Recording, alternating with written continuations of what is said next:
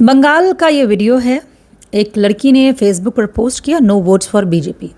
वहाँ पर एक अंधभक्त, लीचड़, बदतमीज़, नीच, जाहिल कमेंट्स करता है और उसको रेप थ्रेट देता है लड़की को।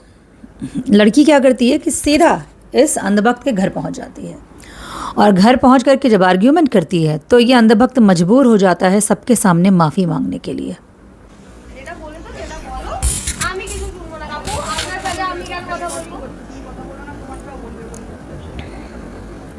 আপনারটা তো রেকর্ড অলরেডি হয়েই গেছে। না না চুরি ছাড় না, এটাই হয়েছে।